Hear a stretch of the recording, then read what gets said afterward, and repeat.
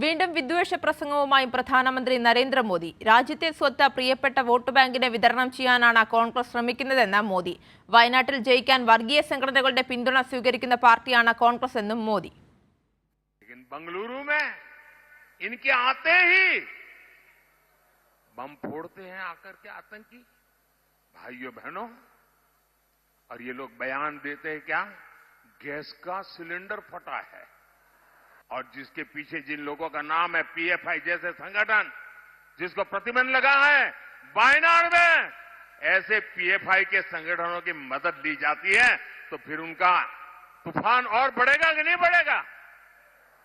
कांग्रेस ने जिस प्रकार वोट के लिए पीएफआई जैसे संगठनों की मदद दी है, उनसे सहाय ली है, और ऐसे ही कारणों से ऐसे लोगों की ताकत बढ़ जाती है। भाई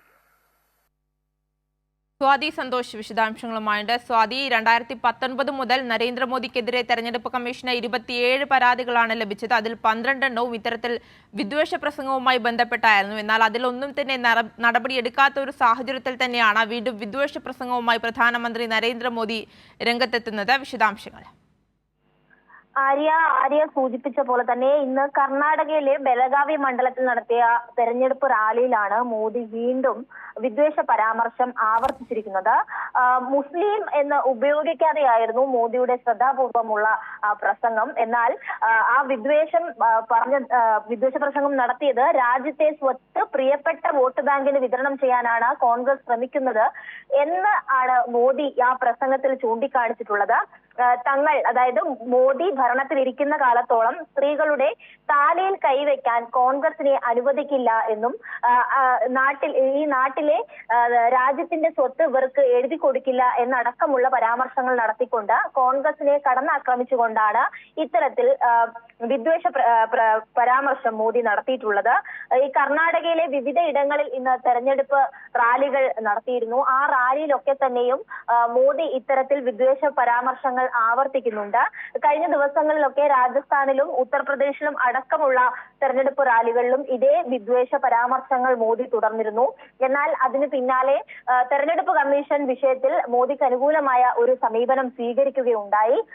അതിനുശേഷവും മോദി ഇത്തരത്തിൽ ഈ വിദ്വേഷ പ്രസംഗം ആവർത്തിച്ചുകൊണ്ടേയിരിക്കുകയാണ്. മാത്രമല്ല, വയനാട്ടിൽ ജയിക്കാൻ കോൺഗ്രസ് കൂട്ടുപിടിച്ചത് ഭീകര സംഘടനകളെയാണ് എന്നതടക്കം മോദി ചൂണ്ടിക്കാണിച്ചിട്ടുണ്ട്.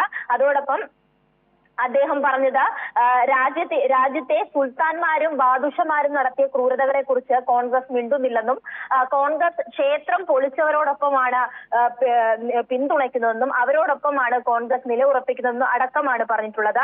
ശിവജി ഉൾപ്പെടെയുള്ള രാജാക്കന്മാരെ കോൺഗ്രസ് ക്രൂരനെന്ന് വിളിച്ചെന്നും മോദി ആ പ്രസംഗത്തിൽ ചൂണ്ടിക്കാണിച്ചിട്ടുണ്ട്. അത്തരത്തിൽ മുസ്ലിം എന്ന വാക്ക് പ്രയോഗിക്കാതെ അതേ വിദ്വേഷ പരാമർശങ്ങൾ ആവർത്തിക്കുക മാത്രമാണ് മോദി ചെയ്തിട്ടുള്ളത്. തെരഞ്ഞെടുപ്പ് കമ്മീഷൻ ഇതുവരെയും ഈ വിഷയത്തിലൊന്നും ഇടപെട്ടില്ല എന്നുള്ളത് നമ്മളൊക്കെ തന്നെയും വാർത്തയിൽ പറഞ്ഞു പോയതാണ്. ഈ ആര്യ സൂചിപ്പിച്ച പോലെ തന്നെ 27ഓളം പരാതികൾ ഇത് സംബന്ധിച്ച് തെരഞ്ഞെടുപ്പ് കമ്മീഷനിൽ എത്തിയിട്ടുണ്ട്. അതിൽ 12ഓളം പരാതികളും ഇത്തരത്തിൽ വിദ്വേഷ പ്രസംഗം നടത്തിയതുമായി ബന്ധപ്പെട്ടാണ് പ്രതിപക്ഷ പാർട്ടികൾ നൽകിയിട്ടുള്ളത്. എന്തായാലും മുസ്ലിം വിരുദ്ധതയും വിദ്വേഷ പ്രസംഗവും മോദി തെരഞ്ഞെടുപ്പ് പ്രചാരണ റാലികളിൽ സ്ഥിരമാക്കുന്നതാണ് നാം ഇപ്പോൾ കണ്ടുകൊണ്ടിരിക്കുന്നത്. അതിലൊക്കെയും തെരഞ്ഞെടുപ്പ് കമ്മീഷൻ മൗനം പാലിക്കുന്നു എന്നുള്ളതും ഏറ്റവും ഗുരുതരമായി കാണേണ്ടതാണ്. ആര്യ.